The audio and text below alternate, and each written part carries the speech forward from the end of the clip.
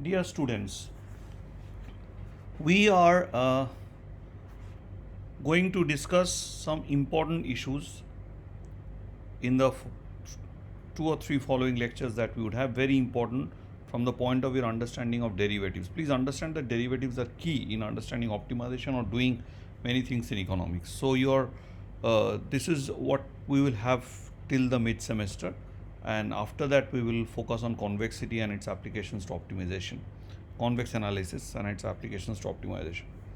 So in the last lecture we had shown that if we have a local maximizer or a minimizer of a differentiable function, then the gradient of f at that point vanishes. But we again reiterated that that is just a necessary condition.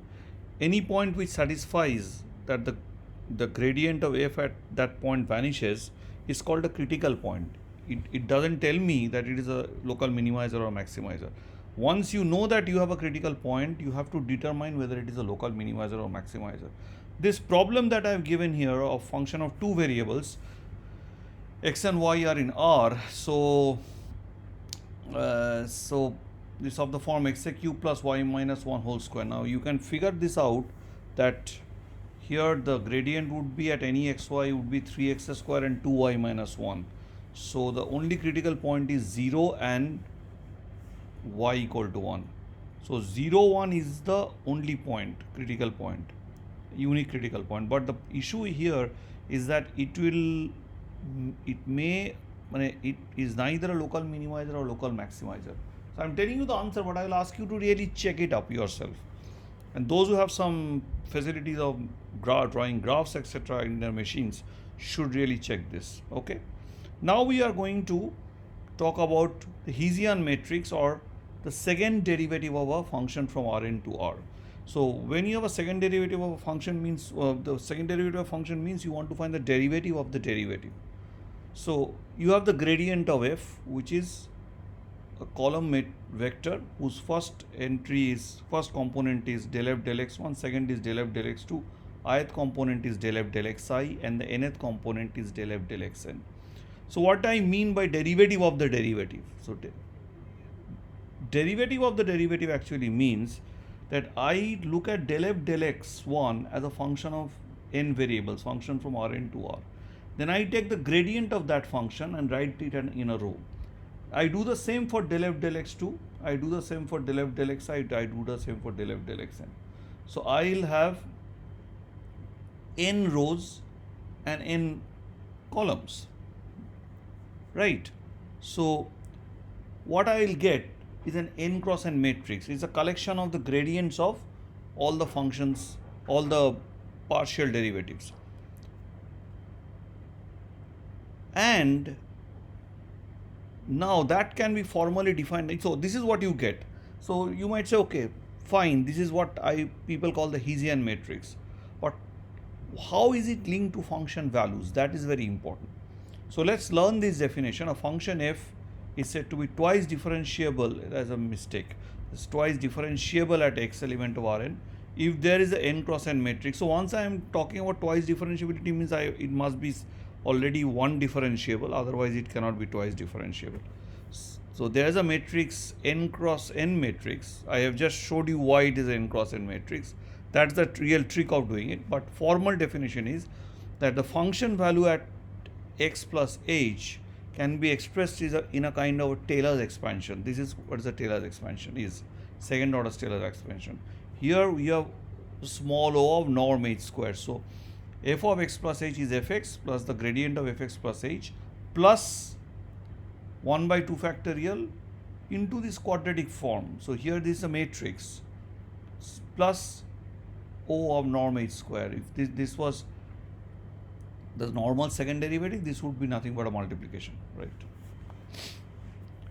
Now this matrix Ax actually what is? It's an n cross n matrix consisting of all partial second order partial derivatives of f mixed and the total.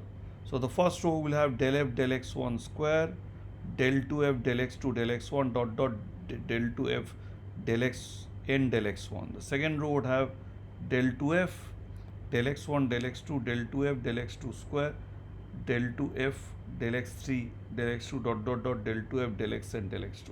So del f del x1 is the first function, and you're taking the gradient of that because it is a function of n variables x1, x2, xn. So now those who know some analysis, but I don't want to get into those details. For those who know some good real analysis or already know these kind of things, for them I just want to let them know there's a famous result in analysis called the Young's theorem, which tells that if all these partial derivatives that you have in this matrix, this Hessian matrix, all of them are continuous as functions of x1 and 1 to x1 dot dot dot xn, then you get the matrix Ax to be symmetric. This matrix Ax in the literature is often written like this. It's kind of this gradient of gradient square. That could be the motivation you can think of for this particular sign of the Hessian matrix, right?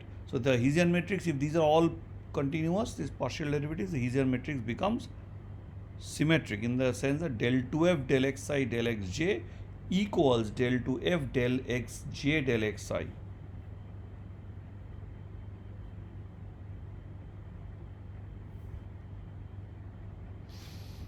Now we come to the second order sufficiency condition. We had actually, in the case of a single variable, tried to give you a kind of a feel as to what's happening in and around a point which has a local minima and satisfies the second order conditions, and the link it up with a quadratic function. So you have a quadratic underestimator and all those stuff. Here we are going to give a proof. Now the proof that I am going to give here is based on the approach taken in the book called Bazara, called the Nonlinear Programming Theory and Algorithms by Bazara, Sherali and Shetty.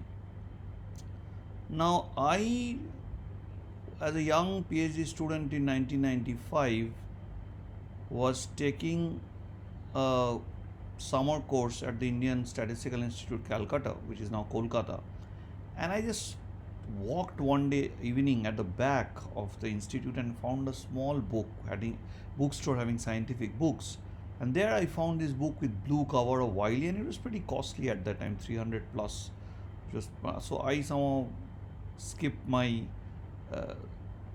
snack eating for 2-3 days, and I decided that I'll buy this book. I booked the book and I bought that book with research scholars' money, of course. And that book made me fall completely in love with the subject of optimization.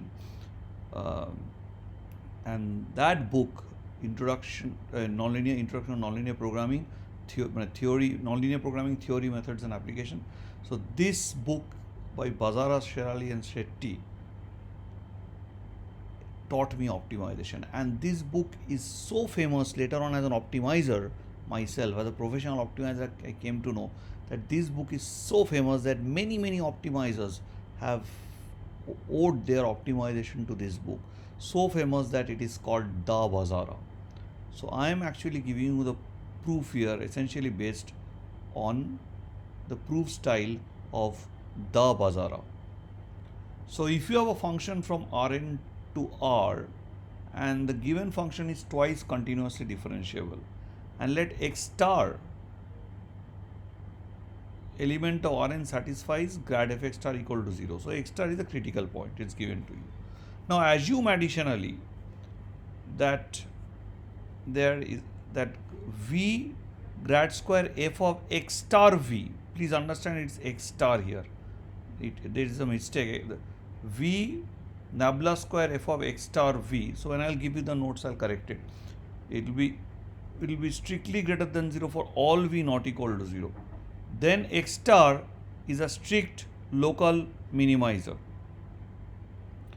So here is your second order sufficient condition, that if once you have a critical point and we know that the Hessian matrix computed at the critical point satisfies this condition, then x star is a strict local minimizer. This condition is called the positive definiteness condition of the matrix.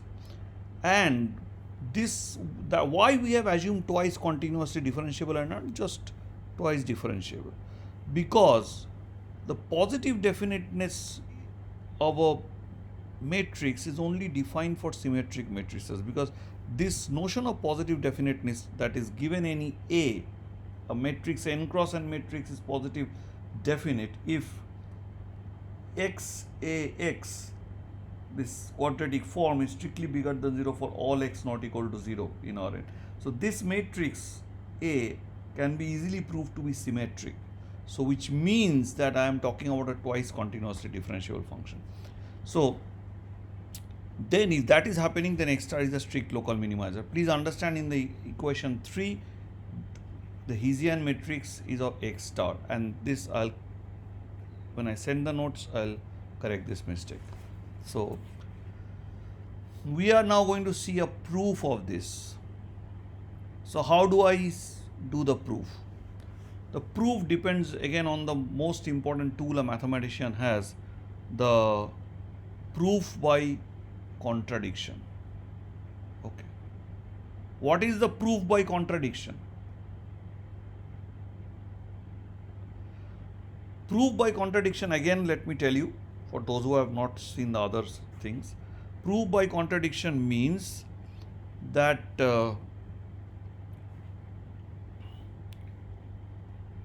I will assume exactly opposite of what is to be proved, and then moving forward I will show that this is all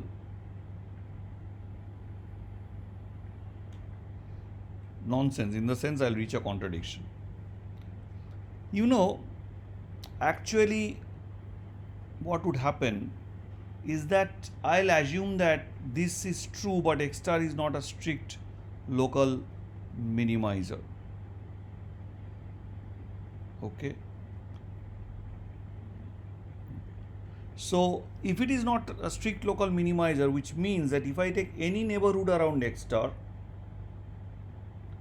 in that neighborhood, doesn't matter how small is the radius of that neighborhood, I'll always find an xk. Say if I take a radius, I'll always find some x which is not equal to x star, and fxk would be less than or equal to fx star. So technically, for all xk which is not equal to x star, if it was really a strict local minima for some neighborhood, this would be strictly greater. But no, because it is not a strict local minimizer, there is a neighborhood, and in that neighborhood I will find at least one point where that strict inequality is violated, and at a point where the vector is not equal to x star. So what I do is I take a sequence, a decreasing sequence of delta k, which acts as radius of the neighborhoods I will take. So then for each k, starting say from delta 1 to delta 2, for each k I will have an xk which is not equal to x star, and this will happen if x star is not a strict local minimizer. It doesn't matter. In the actual definition, it says that there would exist a neighborhood in which whenever x is not equal to x star, f of x would be strictly bigger than fx star. When you do the negative of that, it means that whatever neighborhood you take, there will be one point where that thing is violated. Now what I write down here is not really the definition of the second derivative, though it is also the definition of a second derivative in some sense. It is a second order Taylor's theorem. So here I am expecting certain extra knowledge from you, but which we can possibly forego in some way. Okay. So what I am expecting is an extra knowledge from you, in the sense that I am expecting that you know about Taylor's theorem for Taylor's theorem for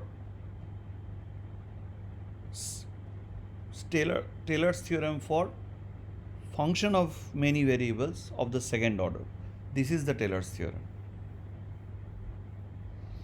Okay, so you can always write the Taylor's theorem in this fashion.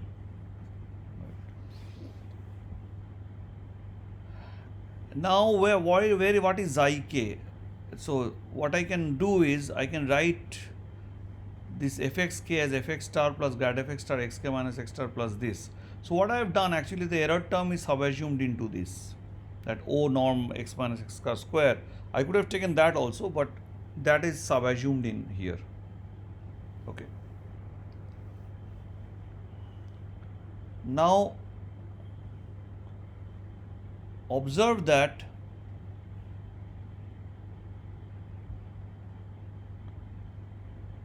I could actually change the proof here a little bit, but I will in the main notes I'll give the proof in slightly different way. So if you remember Taylor's theorem of second order Taylor's theorem in case of one variable. So what did you write when you did a second order expansion? The second order expansion means you, or if you want to, if you know that the function is of the second order and you don't know anything after that, whether it has a second order derivative and whether it has a third order derivative or not, if you do not know, then what happens is that in general for the single variable you have this derivative into xk minus x star half xk minus x star square into f double dash of xi k, where xi k is some quantity lying in the line segment joining xk and x star. That's how you write for a single variable. So that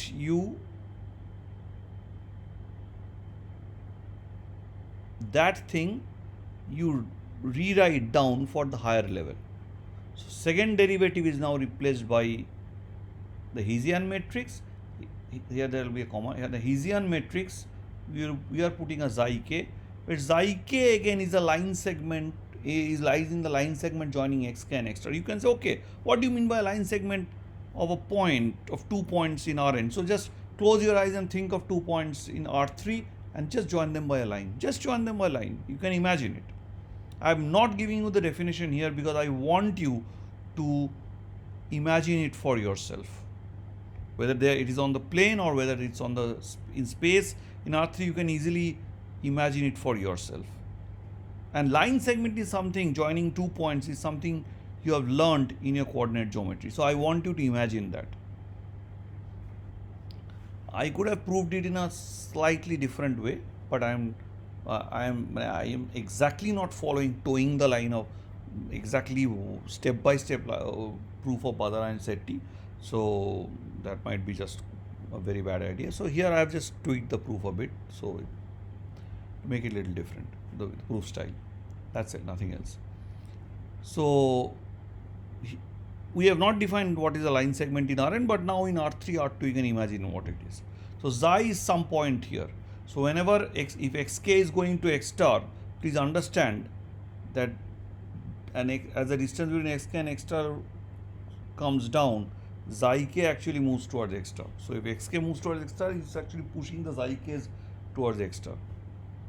Now you know that from what we have done from here, this one, fxk minus fx star is less than 0. So what I would have, when knowing that grad fx star is equal to 0, what I would have is that this is actually, this is less than equal to 0, because that is what it is left.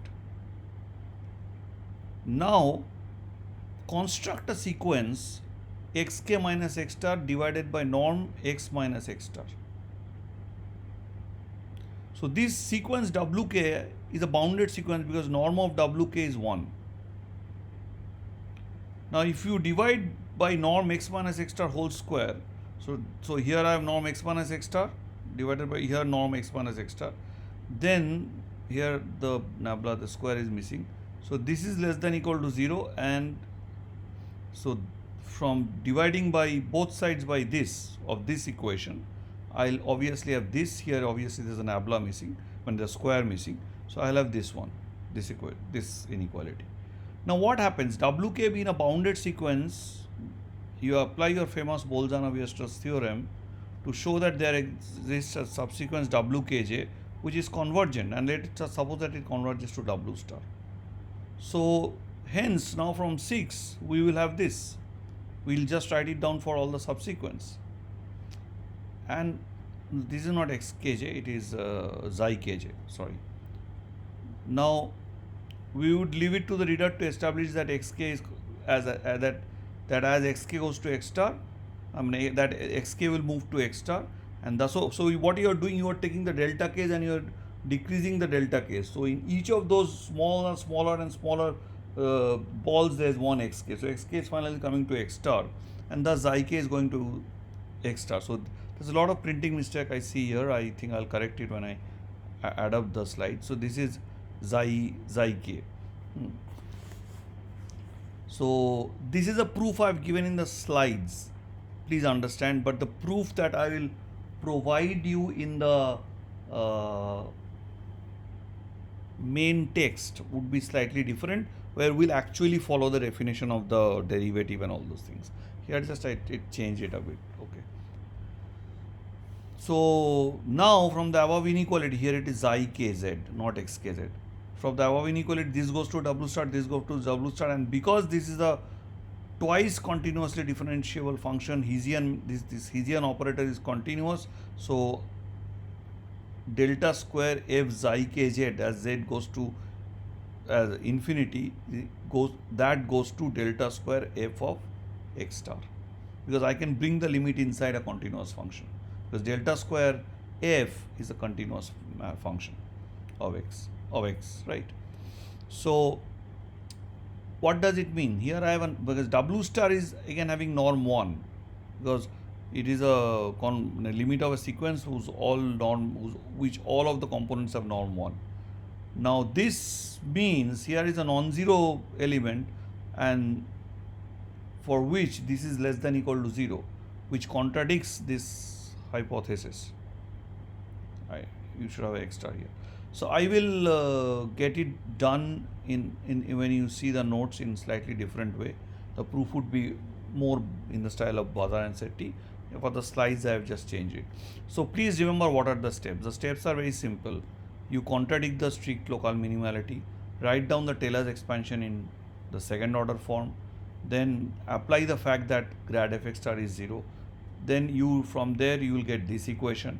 Once you get this equation, you know that when xk goes to x star, both sides will go to 0. What does it mean? It means nothing. Then when you know that xk goes to x star, to have something meaningful from here, from this xk minus x star, this particular form, you create a new sequence which is actually bounded. So then you get from here wk grad square f xi k wk. Now then you know that wk is a bounded sequence. Apply the Bolzano-Weierstrass theorem and find the convergence of sequence wkj, which converges to w star, and from here thus you will write down the result for the convergence of sequence. Once you have done that, take the limit, and that is what you will get. So it's very important to understand this proof, and I leave the case of strict minimizer to you, right?